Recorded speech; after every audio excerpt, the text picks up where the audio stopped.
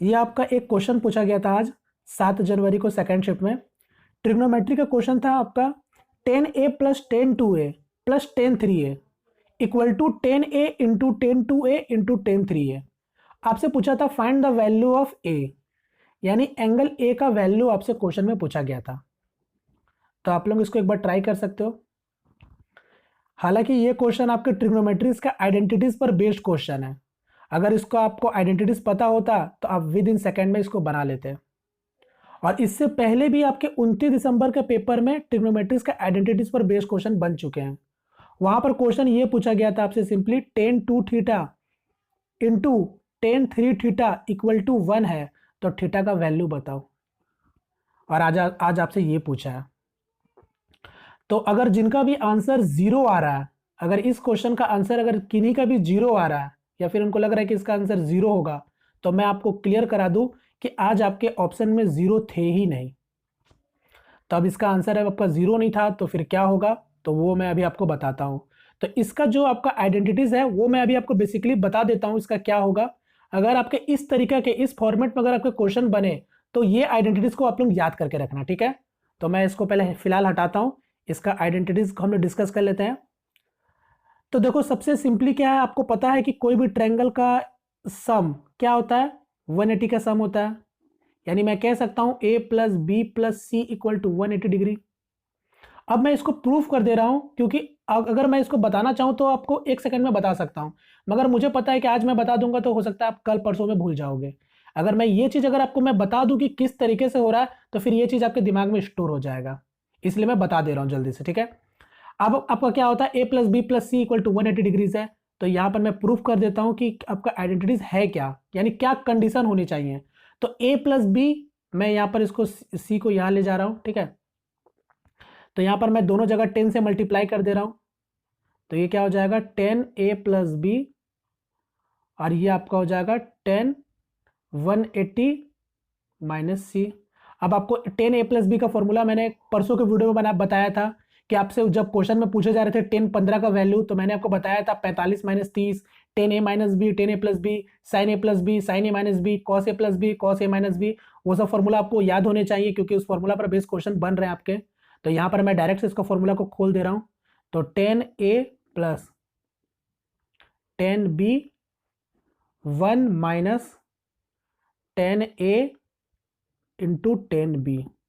अब आपको पता है 10 180 माइनस थीटा क्या होता है, सेकेंड क्वाड्रेंट में आ रहा है, यानी आपका 10 का तो 10 ही रहेगा, बस माइनस में आ जाएगा, यानी ये आपका क्या हो जाएगा 10 डिग्री। अब मैं इसको एक लाइन थोड़ा सा इरेज कर लेता हूँ, बाद बाकी आपका क्लियर हो गया, ठीक है। इतना इसको भी हटा लो। अब मैं क्या कर रहा हूँ, इसको क्रॉस कर दे रहा हूँ, ठीक है। जब मैं क्रॉस कर दे रहा हूँ तो यहां पर मेरा क्या आ जा रहा है, देखो ध्यान से देखना, 10a प्लस 10b, ये तो था पहले से। अब जब ये माइनस वाला चीज है 1 से मल्टीप्लाई होगा तो वो सेम ही रहेगा, जब इधर आ जाएगा तो क्या हो जाएगा प्लस हो जाएगा। यानी मैं लिख सकता हूं 10c इक्वल टू, बच क्या जाएगा आपका, माइनस माइनस प्लस हो जाएगा, यानी ये क्या हो जाएगा आपका 10a into 10b into 10c। यानी हम लोगों को प्रूफ हम लोगों ने जो किया वो क्या किया है कि 10a plus 10b plus 10c equal to किसके बराबर होता है, 10a into 10b into 10c के बराबर होता है। बट कंडीशन क्या था, याद कीजिए, a plus B plus C equal to 180 degree होने चाहिए। अब आप क्वेश्चन में आ जाओ। क्वेश्चन में आपका क्या था, क्वेश्चन में यही तो दे रखा था, केवल एंगल आपको अलग कर दिया था। 10a plus 10 2a plus 10 3a, 10a into 10 2a into 10 3a। यानी अगर ये चीज अगर इसके बराबर है तो इसका मतलब इन तीनों का एंगल का जो सम होगा वो क्या होगा 180 के बराबर होगा। बात समझ रहे हो मैं क्या कहना चाह रहा हूं। यानी आप सिंपली कह सकते थे कि 10 मतलब a plus 2a plus 3a equal to 180 degree. यानी आपका क्या हो जाएगा 6a इक्वल टू 180 डिग्री, तो a का वैल्यू क्या आ जाएगा 30 डिग्री आ जाएगा, और इसका ऑप्शन भी था 30 डिग्री, यानी इसका आंसर हो जाता है 30 डिग्री।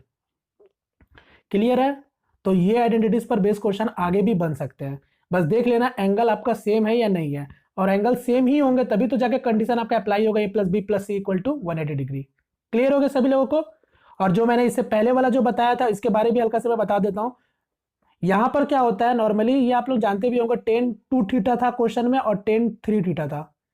अगर इसका प्रोडक्ट अगर आप 1 दिया है और 10 का जब 10 से मल्टीप्लाई हो रहा है और प्रोडक्ट आपका 1 दे रहा है, तो इसका मतलब इन दोनों एंगल का जो सम होगा वो आपका क्या होगा, दोनों एंगल का सम मस्ट बी 90 डिग्री के बराबर होगा।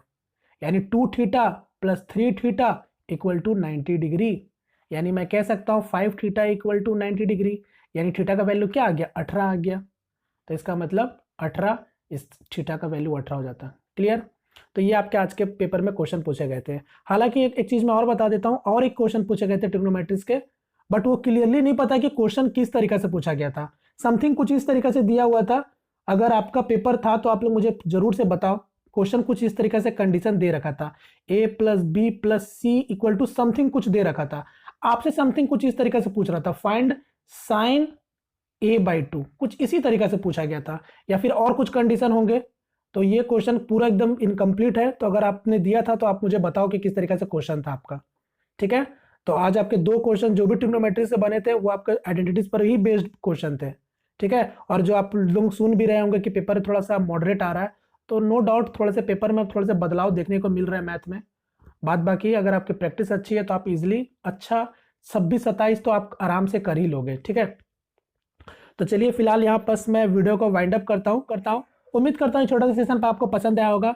पसंद आया तो प्लीज़ वीडियो को लाइक करके अपना सपोर्ट जरूर दिखाइएगा। और यहाँ पर एक चीज़ मैं और क्लियर करा दूँ, अगर आपके पेपर होते हैं तो आप एटलीस्ट आप जो भी थोड़ा मैथ के क्वेश्चन याद करके आते हो तो मेरे साथ आप जरूर से शेयर करो, ताकि मैं इस चीज़ को आगे आप लोगों को बताऊं कि किस तरीके से क्वेश्चन आपके पेपर में बन रहे हैं मैथ में। बाद बाकी जो सारे क्वेश्चन है मैथ के आप इजिली कर सकते हो। ठीक है। तो चलिए फिलहाल यहाँ पर आप लोगों को मेरी तरफ से बेस्ट ऑफ लक। इसी तरीके से आप लोग प्रैक्टिस करते रहिए। मिलते हैं फ्रेंड किसी नेक्स्ट वीडियो में, तब तक के लिए जय हिंद, जय भारत।